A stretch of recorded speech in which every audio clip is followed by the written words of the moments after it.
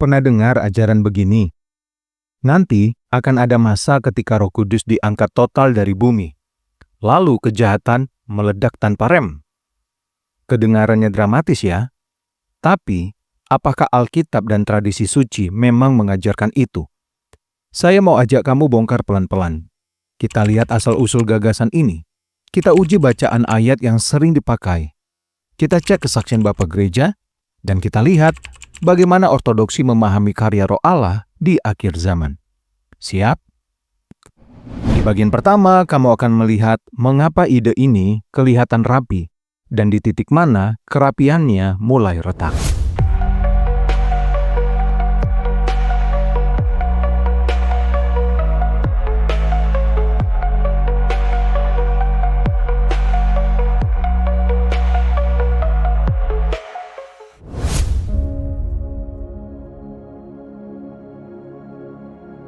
Biasanya, ide Roh Kudus diangkat datang bareng dengan skema pra-tribulasi.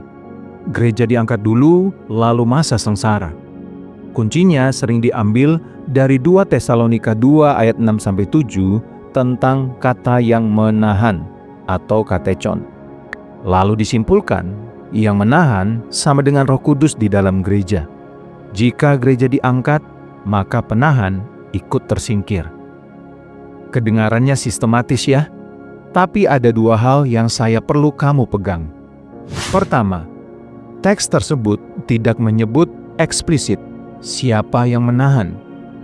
Jemaat Tesalonika tahu, tapi kita yang hidup di masa sekarang ini tidak diberi namanya. Kedua, dalam pembacaan ortodoksi yang menghargai kesaksian para bapak gereja, kata katechon kerap dipahami sebagai tatanan pengekang dalam penyelenggaraan Allah, misalnya kekuasaan sipil atau imperium, bukan Roh Kudus hengkang dari bumi.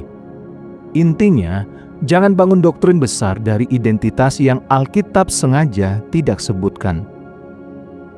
Kalau bukan Roh Kudus yang diangkat, lalu apa masalah teologis kalau kita paksakan ide itu? Bagian berikut akan menunjukkan lubang-lubangnya.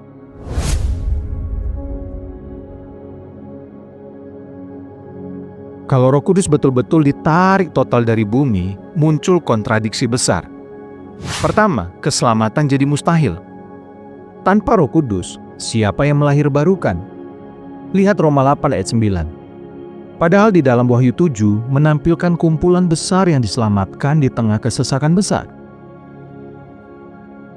Kedua, tidak ada penginsafan dosa, seperti yang tertulis dalam Yohanes 16 ayat 8. Roh Kudus menginsafkan dunia, bukan hanya gereja. Kalau ini dihapus, manusia kehilangan nurani ilahi, kegelapan total. Ketiga, kasih karunia umum terhenti. Buah roh di dalam Galatia 5 tidak mungkin muncul jika sumbernya, yaitu Roh Kudus, pergi. Keempat, bentrokan dengan kemahahadiran Allah.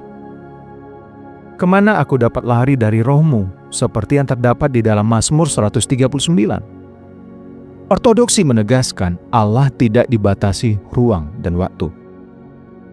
Kalau begitu, bagaimana pembacaan yang lebih jujur pada Alkitab dan sejalan tradisi rasuliah? Di bagian 3, kita kembali ke teks dan suara Bapak Gereja.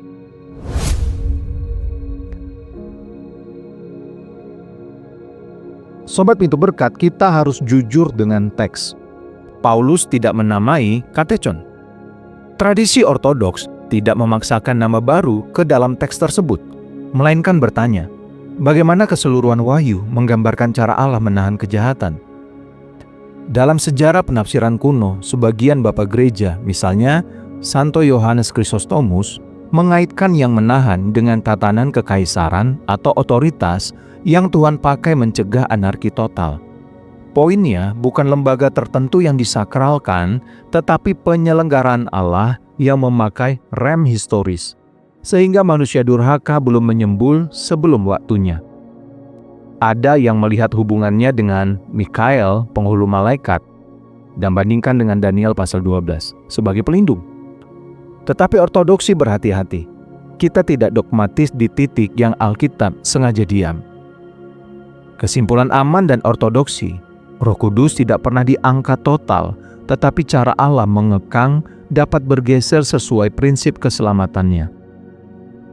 Kalau Roh tetap bekerja, apakah kitab Wahyu menunjukkan jejak karyanya? Kita lihat tanda-tandanya di dalam bagian 4.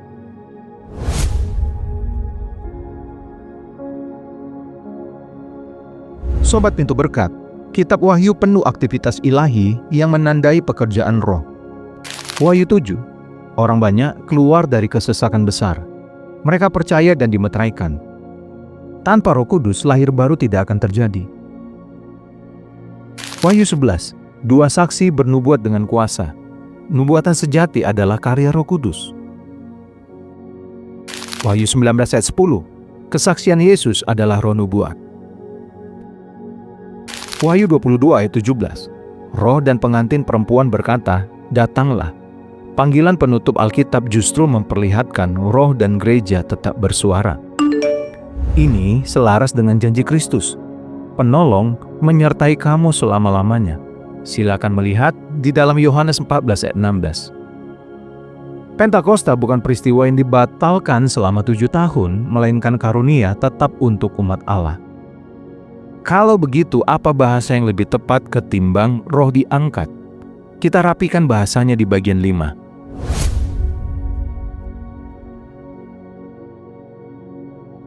Daripada berkata Roh Kudus pergi atau diangkat, pembacaan yang lebih aman adalah pengaruh pengekangan umum yang saat ini banyak disalurkan melalui umat Allah atau gereja berkurang tajam ketika Tuhan mengizinkan fase sejarah tertentu. Itu memberi ruang bagi antikristus tampil tanpa menyiratkan Roh Kudus absen. Roh tetap menginsafkan, melahirbarukan, menguatkan saksi-saksi Allah, terutama para martir. Nah, dalam bahasa ortodoksi, Allah tetap maha hadir. Roh Kudus tetap mengerjakan keselamatan, sementara misteri kedurhakaan diizinkan memuncak menurut kebijaksanaannya. Lalu bagaimana sikap praktis kita? Ortodoksi tidak berhenti di dalam teori, kita masuk ke latihan rohani.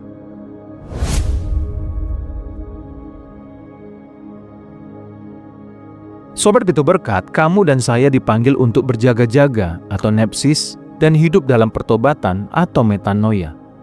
Apa bentuk praktisnya? Pertama, doa harian. Berdoalah, Tuhan Yesus Kristus Anak Allah, kasihanilah aku orang berdosa. Dan yang kedua, ibadah dan perjamuan kudus. Hiduplah dari persekutuan dengan tubuh dan darah Kristus, kekuatan untuk bersaksi. Ketiga, puasa, menata hasrat, melembutkan hati, mengasihi sesama. Keempat, Alkitab dan pengakuan dosa. Roh memakai Alkitab dan pemberitaan firman Tuhan dan sakramen untuk memurnikan hati kita. Kelima, di dalam Yudas 20-21 tertulis demikian, "Bangunlah dirimu, berdoalah dalam Roh Kudus, peliharalah dirimu dalam kasih Allah." Terakhir kita simpulkan inti pembedanya, menghindari ketakutan yang tidak perlu, memegang pengharapan yang benar.